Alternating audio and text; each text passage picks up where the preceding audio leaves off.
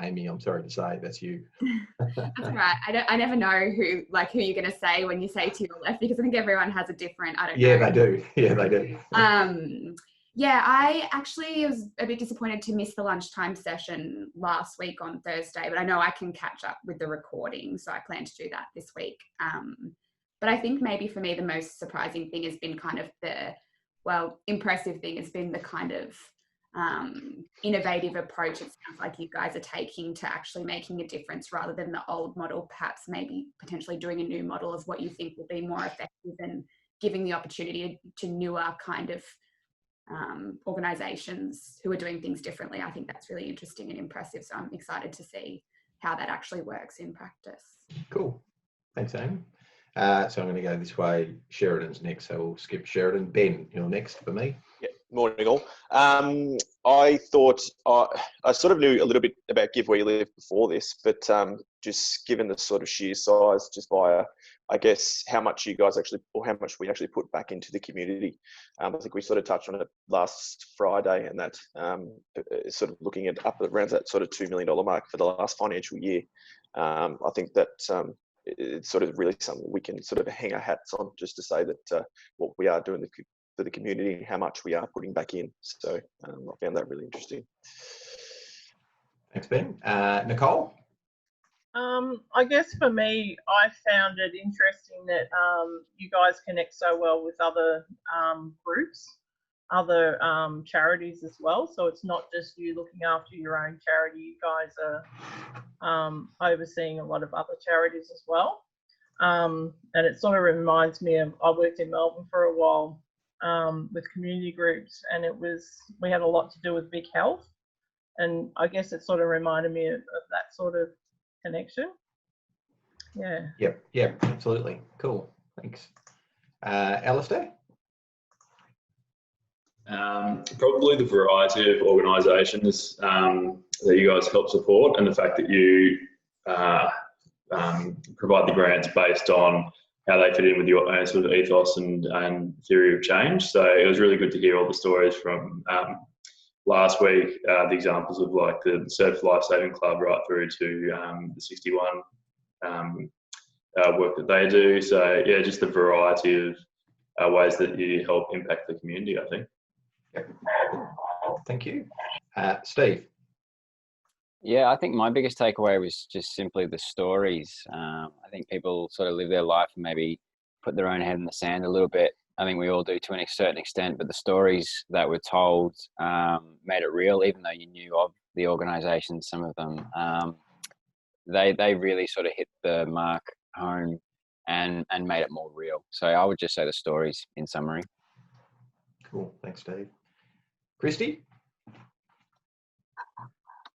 Yeah, I'm a bit with Ben really. I have known a little bit about Give Where You Live, but didn't realise the size of the donations and the grants. So yeah, that's definitely blown me away. Very impressive. Christy. Anthony? Yeah, a little bit on what Steve was saying, probably the stories, and it ties into like there's going to be a bit of a lag in data that's coming out of the situation we're in now, but getting that first-hand account of what it feels like for them on the ground, actually dealing with people impacted by everything that's going on. So it was, yeah, pretty sobering to hear what's happening in that space currently. Yeah. Thanks. Helen? Yeah, pretty much the same as what the guys have all said. A bit astounded by the amount just back out again, and the broad range of different services that you support, along the food, mental health, Foundation 21. I never realised there were so many businesses that were sort of touched by it. So yeah, it's been really good to learn more about it. Great. Thanks, Helen. Stephen? For me, it's a little bit different, obviously, because I work for Give Where You Live, but I haven't worked here for very long. I've actually spent more time working from home than I have ever in the Give Where You Live offices. But for me, the thing that never ceases to amaze me is the work of the community partners. I was actually saying to Sheridan the other day, a big part of what energises me to do the job that I do is is hearing about the work that they do and how much time and effort that they give from their own back to the community. So I always find that amazing. Thanks, Stephen. And last but not least, Sam. I'm the same as Stephen. Like, it just puts everything that we do into perspective to the people we help. Like, it just amazes me how one, I guess, for example, picture, like putting on picture affects so many people, even though it seems 3 organizations. Like, it just blows my mind how many people we do help, and getting that reiterated throughout this program definitely puts everything back into perspective, because I think it was all kind of up in the air while working from home, because not in the office environment, and obviously events have changed, but doing this, it's definitely, I guess, reiterated everything that was before. Great. Thanks, Sam. And I'm going off memory now. I think it's Sienna. Sienna? No? Yes? Yes, you're on mute. There you go. So you've come in, you haven't heard what anyone else has said, and now I'm going to ask you a question. So that's bad luck for you. Fantastic. No, the question is, if there was something over what you've done with us so far in terms of spending a bit of time with us, what's the thing that's most surprised you? Oh, that's a great question. I actually had a really, really big week last week and watched all the videos yesterday. I think it surprised me to see, I guess, such like a community feel to this group. I like I said the other day, I am very new to Geelong, and I come from the Macedon Ranges, and out there I just don't know of anything that I guess is quite as just seeing a group that's so, I guess, fixated and excited to get going and working with the group here in Geelong. So that has surprised me. Yeah, cool. Good one. So thanks. Couple of comments. I kind of like the idea. I'd never really thought of it in those terms, but who was it? It might have been Nicole who said it. That we are working not only on our charity, but on other charities as well, or trying to help other charities as well. I'd never really thought of it that way, but that's kind of a nice thing to think about. I think for us all that's true. I mean, we are a charity and what's called a PBI, which is a public benevolent institution in our own right, and we've got official tax status for that, and so the government and everyone recognises that if you donate to us, that you are donating to a charity in our own right. But then, of course, part of our makeup is that we're trying to help others and other not-for-profits and charities and organisations and help them to achieve some of the goals that we think are important. So I didn't really consider it like that. And I think the other thing that came out there for me, and this is kind of really relevant at the moment, I reckon, is the nature of people's decisions in what they do and why they do it, right? So so at the moment in a pandemic, there's a group of people, most healthcare workers, nurses, orderlies, doctors, of course, who are absolutely kind of every day going, today's a nice sunny day, but think of those days when it's been 11 degrees and blowing a gale and freezing and shocking, and they're standing in tents outside while cars drive through and they're sticking long cotton wool buds up people's noses while trying to protect themselves from actually catching a virus. And it's sort of easy I reckon, to gloss over that a little bit and just sort of say, oh, that's their job, that's what they're doing. But it's a fairly extraordinary decision they've made for that to be their job. And it's something that I reckon we can really comfortably take for granted. And I'm always mindful that in the work that we do without a pandemic, there are all these people who are making those sorts of decisions. So there are people who are working in organisations who, are helping women and children flee domestic violence. It's dangerous because you've got lunatic blokes who are, violent and aggressive. It's depressing, it's scary, it's sad, it's demoralising. And yet there are people in the world who make the decision, say, that's what my job's going to be. I'm going to get up every day and I'm going to go and do that.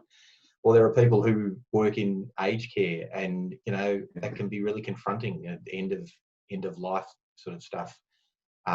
Really, really confronting and difficult to handle and deal with. Or people working with young people who have been, you know, maybe haven't had the chances or challenge, the ability to live a life like we have, and then reacting to that, and so acting out. And you know, I look around the room, you're all actually pretty young anyway, but anyone who's had to deal with a teenager knows that they're an irrational group of beings, teenagers, and they're even more irrational if they've got some sort of challenges, mental health challenges, sometimes addiction challenges. So these are all people who I reckon, walk through life and just accept the gut. And I think we sort of justify it to ourselves a little bit by saying, look, they get something out of it, those people who, you know, I mean, they're getting as much out of it as anyone. You know, they've made that choice and it's their job and it's their choice. So, but they get something out of it.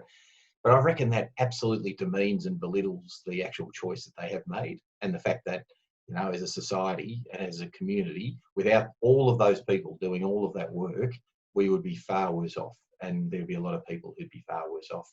So it's kind of nice sometimes just to highlight that and bring it to the fore, I reckon, and just have it in people's minds. That doesn't mean we all have to walk around feeling guilty about what we do and how we live our life, or it doesn't mean we have to suddenly, you know, make a different decision, but it just means that we should acknowledge it, I reckon, and see it, and you know, obviously accept their help and lots of often their kindness, but definitely acknowledge what an incredible decision it is. And so probably as an organisation, that's what we try and do a little bit of throughout the year, regardless of a pandemic. In a pandemic, it's a bit different, but we actually haven't had one of them before, so we're just sort of learning about that now. So having said all that, you know, all of that is kind of the nice values-driven stuff that you get when you work at Give Where You Live. So that's why, well, certainly why I work there. I hope it's why Steve and Sam and Sheridan work there as well. We all make the same decision to work at a place like Give Where You Live, and that decision is that we want to work at a values-driven place, a place that has the values that we share and that we want to try and help and support. You know, those things that I've just talked about.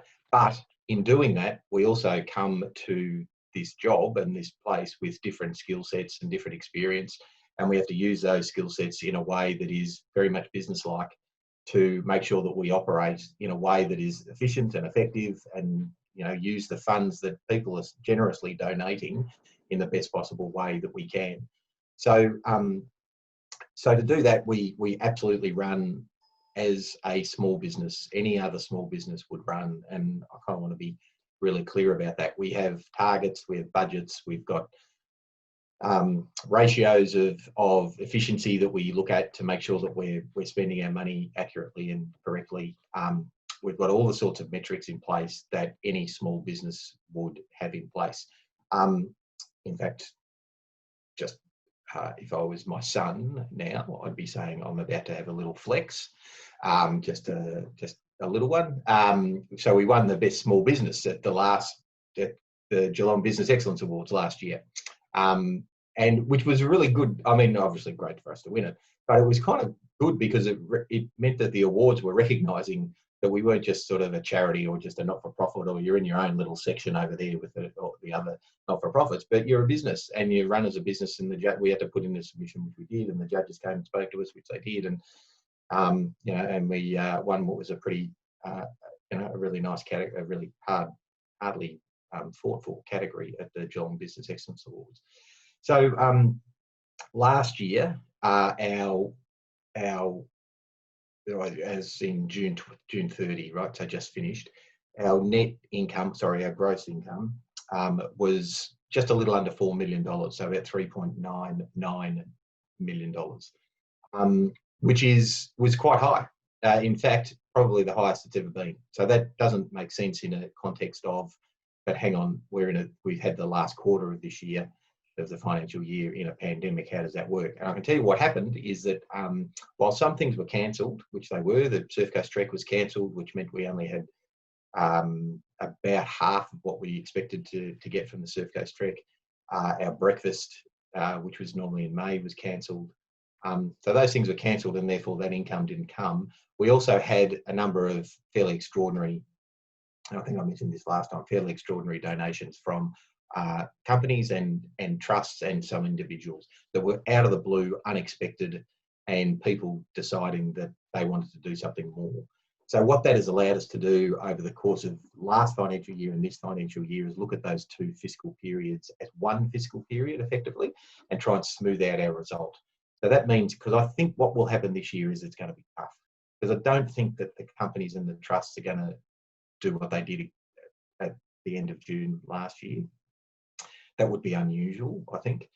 I think that some of the donations will hold up. I think workplace giving at the moment is holding up, and hopefully with you guys out there doing some presentations soon, it might even hold up really well. But I think we're still going to struggle with some of our events and our fundraising and events. So we, at this point in time, the three things that are pretty critical to us, we have scheduled is our golf day, which is normally in November. So that normally raises in excess of $100,000. Now, I think that's under real threat as to whether that would go ahead. And if it does go ahead, it's probably just golf. And normally the fundraising happens at the lunch after the golf. So I think that is going to be a real challenge for us. We rescheduled the breakfast that was in May to October, and I think that's highly unlikely to go ahead. It's about $40,000. So I think that's probably a cancellation. And then we've still got the Surf Coast Trek. Now, that's not until next May, but certainly at the moment, it doesn't feel like the Surf Coast Trek could operate the way it's operated in the past. So it's 1,000 people all walking from Aries Inlet to Torquay, on one day. That doesn't feel like is something, certainly at the moment, I can't conceive how that could even go ahead. But, May's a long way away, and maybe things will change by then. But I still think that it's going to be, there's going to be some restrictions, I suspect, on it, and whether or not you can have 1,000 people is going to be another question. So that's worth sort of $140,000 to us. So that's 140 there that's at significant risk, 100,000 that's definitely at risk with the golf day, and another 40,000 that I think is a definite cancellation. So I think all of that is going to put a fairly big gaping hole in our budget. And what we've been able to do is, as I say, smooth out the two financial years. So we've looked at last financial year, we made a surplus, and we're carrying over that surplus into this financial year, which hopefully will allow us to continue to provide the support to the community for this financial year as well. So that is all the longer term future of our support and organisation is predicated on the idea, though, that by June 2021, we are back to some level of normality in terms of COVID-19. If we're not, then I think our support is going to probably reduce fairly dramatically in the following financial year. But it's too far out, right? So you just got to cross that bridge when you come to it. And making decisions about July 2021 now, is probably a little getting a bit jumpy. So last year it was about $4 million was our revenue, which is good. We had a community contribution. Contribution back into the community was about. So these are raw, rough, broad numbers, all right, just to stick them in your head. About $4 million. We had a community contribution of about $2.6 million. We had a surplus of $400,000, which, as I say, will carry over into next year effectively. And give or take, it's a bit under, but give or take $1 million in running the organisation. So that $2.6 million of community contribution is made up of grants, which were a bit over $1.5 million, and then other programs that we run ourselves. So they will be, so that's the GROW program, that's the JVN contract, which is Jobs Victoria Employment Network contracting in Colac. That is also it's also the DAVP, the vouchers that we hand out, the emergency vouchers. So all in all, $2.6 million. So in some ways, that's like the dividend, if you like, for the community. A dividend back to the community is $2.6 million. And then some of the revenue that we receive is, of course, from government. So the community hasn't exactly contributed that money to us. It's government has contributed that money. But I think we sort of view that as it's a leverage point, right? The more we raise, the more stronger we are, and the more likelihood we're going to get government funding to help us do some of the work we're going to do. So one of the things is going to get asked, and I'm not going to talk for too long because I suspect you might have some questions about this. One of the things that might get asked is, so how much money do they spend on administration? Because everyone wants to know how much money charities spend on administration, which is interesting, isn't it? Because nobody ever wants to know, as a shareholder of a company, nobody ever wants to know how much money is spent on administration of a public company.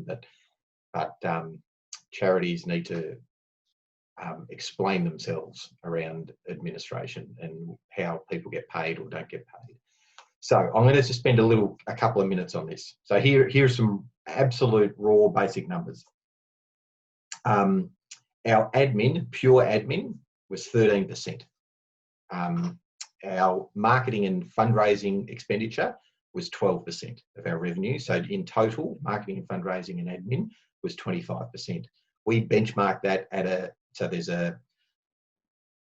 there are a range of, there's no exact benchmarks, but the best benchmark we can come up with is the international development charities have a code of conduct under ACFID, which is the Australian Council for International Development, I think. And they try and keep their administrative costs, if you like, to between 25 and 30%. So we try pretty hard to keep it at 30%. We don't have many like organisations for us to compare us to. The best comparison is Variety. Anyone heard of Variety? The children's charity? Yeah. So they're similar to us in that they're an umbrella organisation. They fundraise, get the money in, and then they distribute the money to children's charities. There's Variety Victoria and Variety New South Wales. They're quite big. Anyway, their ratios, if you look at their ratios, are around anywhere between 35 and 50% of their expenditure to then what is distributed or what's contributed back. So we sort of say, well, 30% is about right. Now, at this point in time, we're 25, so we're meeting that ratio pretty well. And our admin is, as I say, 13. Now, what I want to talk about quickly. Now, most people, I think, will accept that as an answer. I think most people will say 13 cents in the dollar gets spent on admin. Everyone says, okay, fine. 12 cents in the dollar gets spent on marketing, fundraising. That's fine. 25 cents in the dollar gets spent on those three things. However, and here's the thing that I think is important to understand. When I say admin, it's a really hard definition. So you'll all have in your mind what admin equals. You know, this is what admin. So part of that admin are things that I can do nothing about: rent, insurance, an audit fee, payroll tax. I can't do anything about that. We have to spend that money. Which, when people argue that, you know, all the money should just go to the clients and the charities should not spend any money or should reduce all of their admin fees, that sort of doesn't seem to get acknowledged. The charities, like any other business, they've got these costs and expenses that just the costs and expenses that everyone has that you just got to pay. So that's one thing that's worthwhile, I think, noting. The second thing that's worthwhile noting is that, so my salary is the vast majority of it, not all of it, but the vast majority of it we put in under admin. I would say my role is anything but 90% admin. Of course there's some, but I would say I'm spending a lot of time fundraising and getting people trying to help people understand fundraising. I spend a lot of time trying to get people to understand issues. I spend a lot of time thinking about grants and helping community partners with grants and help working with them on their programs and their projects. I spend a lot of time on our projects and programs of trying to help the community. But we decide in a very conservative way to put most of my time and effort and cost, if you like, to admin. So what I think I get a little irate about this argument around admin costs for charities, because I think it's a really simplistic way of looking at or measuring the effectiveness or otherwise of a charity, because I think you should always be looking at what the outcomes are and what they said they're going to try and achieve and whether they're trying to achieve it. How they get there and what they spend that money on doesn't really matter, I don't think, once you talk about an outcome. So likewise, from a marketing and fundraising perspective, we spend some money. Obviously, we have to do that. Arguably, there would be businesses out there, many would know businesses where they've got a customer service department. And what do they do with that? Well, they spend a lot of money on servicing their customers. So our customers arguably are our donors. But if we had a donor services department, all hell would break loose. People would go bananas. What are you spending money on servicing your donors for? But you still got to communicate to those donors. You still got to make sure that they understand what we're trying to achieve, how we're doing it, what we're doing with their money, making sure that they feel secure and safe that we're spending the money properly. But we're not really allowed to, in another argument, spend any money on doing that. It just has to be done. Likewise, fundraising, yes, there's definitely a cost to fundraising, and some of that is purely sales in lots of ways. Fundraising in another way is sales. But there's also a lot in our fundraising that we do that is about highlighting an issue, challenging some different thoughts of people, highlighting some programs and some projects in the community that are really important, that are doing some really great work. And that doesn't feel to me to be a bad cost. It feels to be a community cost, if you like, making the community better, bringing the community together. But we do put all of those costs under marketing and fundraising.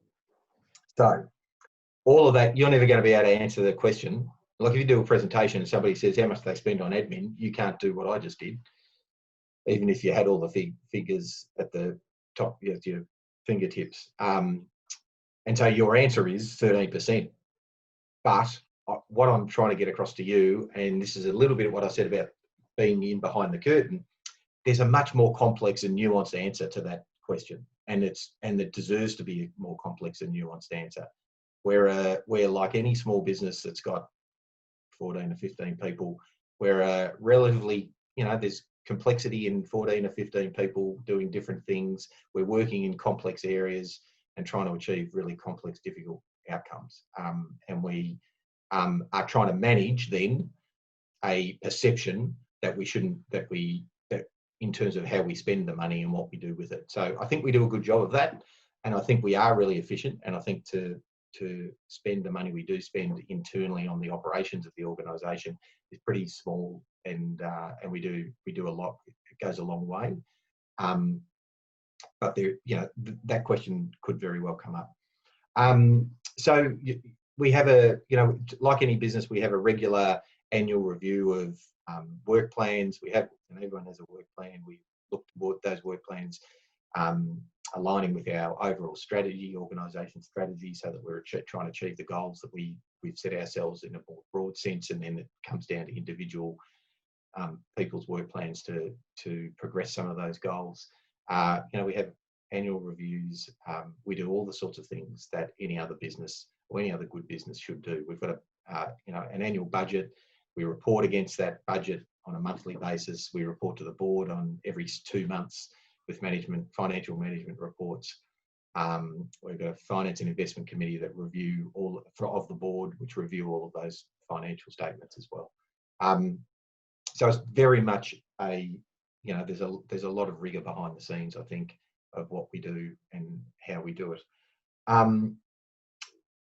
Just to jump, I'm going to stop in a second and see if there are some questions, because there may be.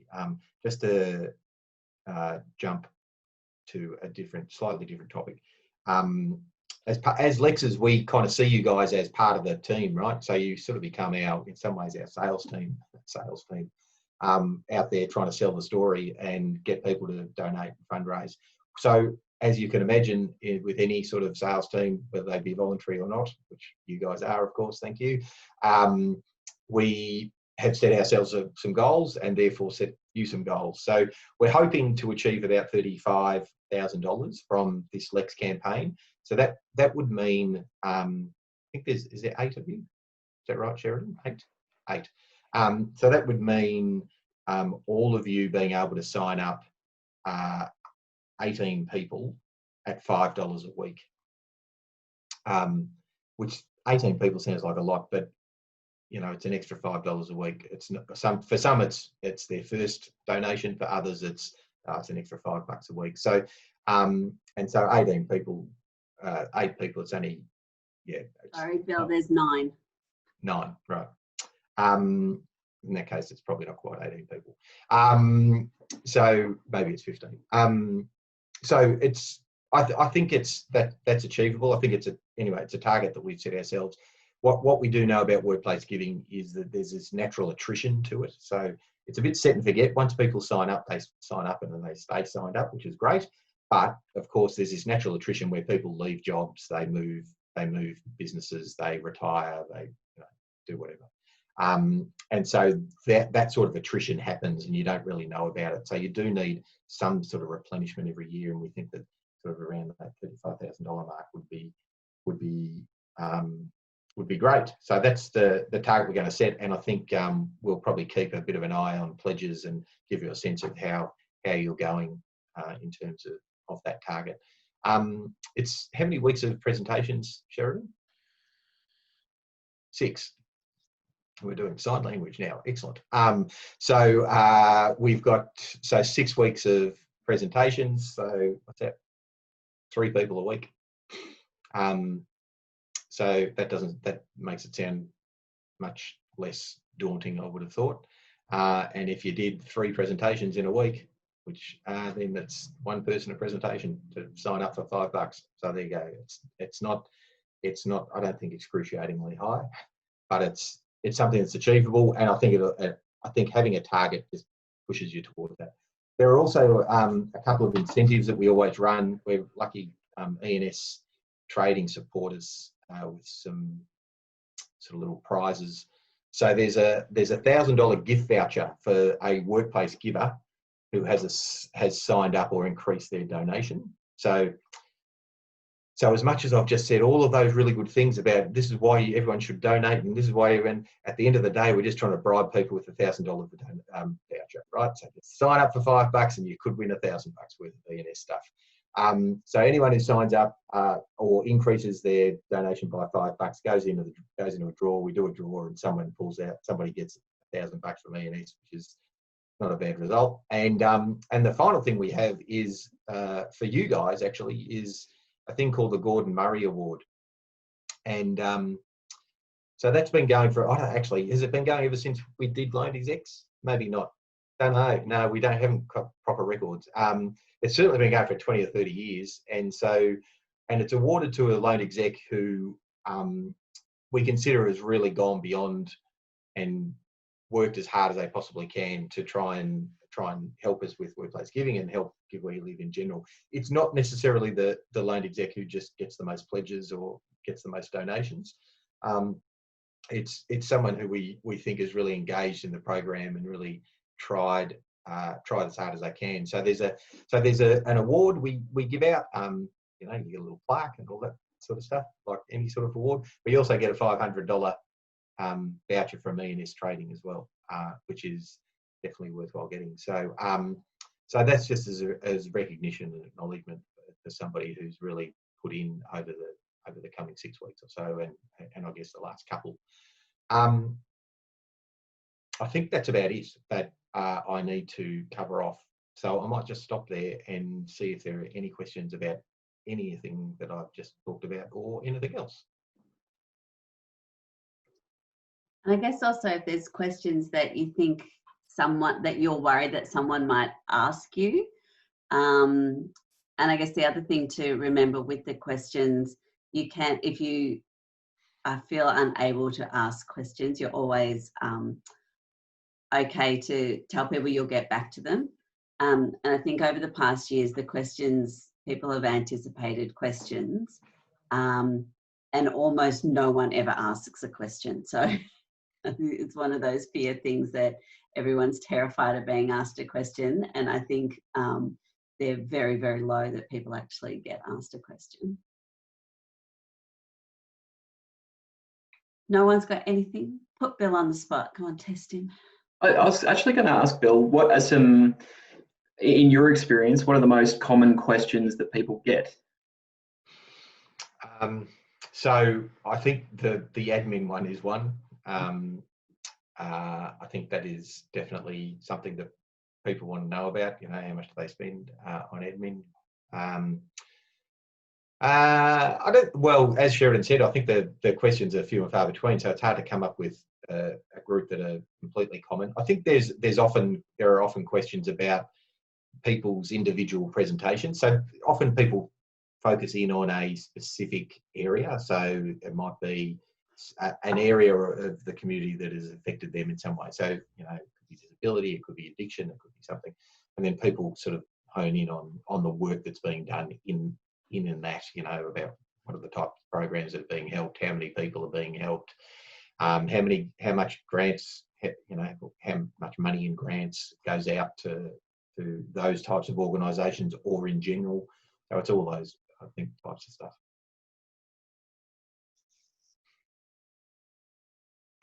No others?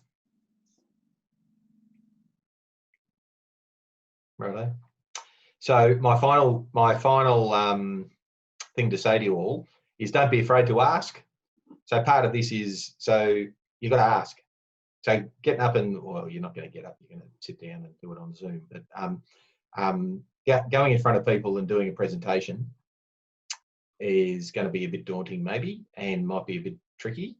And it is a little bit, because even doing this to all of a friendly group of faces, and getting he gets the odd nod and things, but not getting any audible feedback or is not that easy. And yes, and you start to think, God, am I just rabbiting on here, and is anyone really listening, and what's going on? So it's, you know, you've only got to go for about 5 minutes, so that's good, and you just get through it. But at the end of it, you got to ask. So you don't want to die wondering. So I always say I've said to all of anyone who's been in fundraising at Give Where You Live over the 9 years that I've been, we've got to ask a question. There's nothing wrong with asking the question, and that question is, will you donate? Will you sign up? Will you add $5 onto your pledge so that you can go in the draw for your $1,000 voucher, and so that I've ticked off one of my 18 people. And the thing about that is that there's a discomfort in that, because you're not giving somebody something for that, you're just asking them to donate their money. But I think if you do it in an upfront, honest, comfortable manner, people will say yes or no. And if they say no, they're allowed. And I've had this conversation with many people over the time, where I've been going and asking them for something, you know, something more significant than a pledge of workplace giving, but a big donation. And I've always said to them, you're allowed to say no, but just because you say no, it doesn't mean I'm going to stop asking. So can we have a deal here? And that is, if you say no, that's fine, but I'm still going to ask, because I'm going to get you in the end. And most people go, yeah, that's fine. But if I'm saying no, I'm saying no, and that's okay. So it's sort of silly to pretend that there's not a sort of contract between you and the people you're presenting to, and that contract is they're expecting you to ask. They know what they're there for.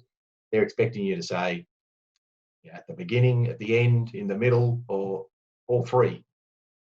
I'm going to ask you for some donations today for Give Where You Live. I'm going to ask you to contribute the price of a cup of coffee, which you're not buying at the moment because you're all stuck at home.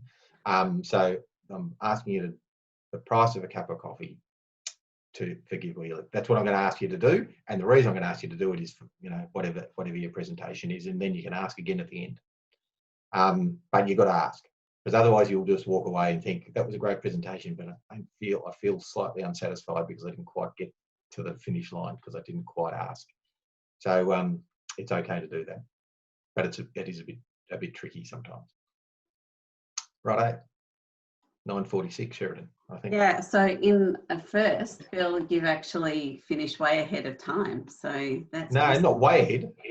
Well, we were going to do questions after a break, but we kind of don't need to have a break and ask questions. So unless anyone thinks of anything else. So that's good for everyone. So we do have a lunch today. So if you're able to all join back at 12 o'clock. So we've got Tara from the Sanctuary Counselling Centre. We've got Kane from the Power and You and Bron from Bluebird Foundation. So it'll be a really good panel at lunchtime today. Some more hard-hitting stories. I won't preempt what anyone's going to say, but I know there's a couple in there that will get you going. And then tomorrow we've got Kate Schreck, who Kate works with us on helping presentation skills and getting everyone, absolutely confident enough to be able to stand in front of people or sit in front of people, sit in front of a screen. So she is a professional trainer and presentation coach. So even if you've done 100 presentations, there's always something I think that everyone sort of gets out of Kate. She's really, really good. So I think on that note, unless anyone's got anything they want to add, we can sign off. I just have a quick question. Yeah, Helen. Sheridan, sorry. Just will somebody actually do the presentation to us? Just so that we can sort of hear it. Good question. So I can actually, because people change them all the time, I have spoken to a couple of the Loaned execs from last year, and we've made some little videos of them talking about their presentations. I could ask one of them to do one of the presentations, and we could actually just video that and pop it online. But I mean, I could give you, in the last couple of years, I've kind of given a bit of a sample of one, but it doesn't quite come across when I do it. So why don't there's a couple of people that I might ask if they can gather up theirs from last year. And I know I have got one of the girls from last year, I've actually got hers written down. So I can shoot that around to everyone as well so that you've got a bit of an idea of what that looks like. Yeah, it'd just be nice to have some different, to work with a few different ideas and then try and get your own feel in that somehow. Yeah. Absolutely. And then, sorry, just to bombard you with questions. Another question too, Bill, you mentioned 6 weeks of delivering the program, and then you said possibly about 3 a week. Is there an ideal size audience that you would do that to? Obviously it's going to be for us, it's going to be via Zoom. Even looking at the screen now with, a smaller screen, 6, 8 people, 10 people, is there an ideal number of people per meeting so you can read it, and is it just your own company? How broad do we go? 100 questions. Sorry. So a few things in there. So who you present to is pretty much up to you. So one of the things, so we do ask everyone to present to their own organisations, and everyone who's kind of on this screen at the moment will look different for everyone.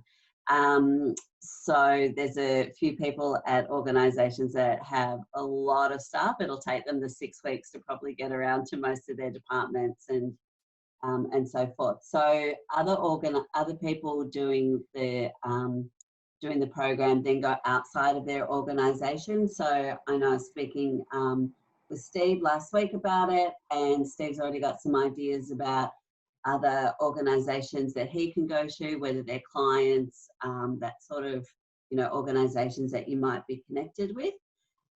We are also working on, so we have 180 organisations who currently do workplace giving. So most of them in normal years invite a loaned exec to come and visit them. So Sam is actually working on those at the moment to see who would like to have a presentation as well. So, and in terms of the numbers, again, in this sort of situation, so Kate tomorrow might have a really good idea. She's been doing a lot of work on transferring presentations and normal sort of sales presentations to online. So she will have a really good idea about that. Again, it's probably going to be what the organisation you're presenting to, when they can sort of fit you in, how they're sort of operating at the moment. Sometimes what we've found in the past, sometimes a bigger audience is actually better because there's a bit more of the kind of peer support and I wouldn't say peer group pressure is not the right word, but you know, when one person signs up and then the next person gets out their forms, you know, that sort of thing starts happening. In this environment, it is going to be much more difficult. So I don't have a real, I don't know, Bill, do you have any sense of I actually think there's no answer to that. So no perfect answer to that. So my screen's got, what's it got, 13 people, including me on it. If it went to 16, it'd be a nice little grid. That's okay. But if there was another 100 who were sitting somewhere else that's still listening to me, I wouldn't even know about it, right? So it's a different thing. I think in person, a smaller group is a little bit better, I think, than a bigger group, just because I think you can build sort of rapport and sort of connect a little bit differently to a bigger group. If you've got 100 people in a room, people can hide a bit and, you know, it's hard to actually connect. But if you've got 15 or 20 people in a room, you can actually connect to them and, you know, they can be engaged in the presentation. This is different because it's Zoom and it's hard to connect full stop. So the actual, I reckon, answer to your question probably goes to outcome. And the outcome is, if you got 3 people in your meeting and all 3 of them sign up, then that's enough. Well, that's good. If you got 10 and 3 people sign up, that's still good. If you got 100 and no one signs up, then that's not quite as good. So, you know, I don't think there's a perfect response or a perfect number. I think it's hard to build I think the best way you elicit donations and the best presentations are ones where you can build rapport with the people that you're speaking to, and it's really hard to do that by Zoom. It is really difficult. Is the way that you made sort of overlap? So obviously, if people here are thinking of reaching out to the same organisations, I imagine we don't want to be doubling up. Bombarding. Yeah. So Sam will, I think, coordinate that. Yes. In terms of different. So if you're thinking of going to an organisation you've got a good connection with, just let us know, and Sam will coordinate that. So the idea is to sort of get around your own company first in batches or in one group, or however you do that, and then we'll try and get you in front of some other companies as well. And you might have some ideas about how to do that as well. Everyone's got connections into some different companies. Yeah, cool. All right. Anyone got anything else? So can I finish by saying, once again, say thanks to all of you, but you should also say thanks to the people you're presenting to, because many of them will already be donors. And it's nice to make sure you thank those existing donors. I think that is a useful thing to do and good for us. But I want to say thank you to you. You guys now kind of are going to be representing Give Where You Live Foundation in a lot of presentations, and I really appreciate the fact that you're doing that and value that really highly, and certainly trust that you're all going to do that in a really good and meaningful way and represent us really well. And I want to say thanks to, I mean, as I said earlier at the first session, you're sort of guinea pigs because we haven't done this before. And it's, I think, sort of going well so far. But you know, hopefully it finishes well as well. But yeah, you are going where no man or woman has gone before. So I want to thank you for that.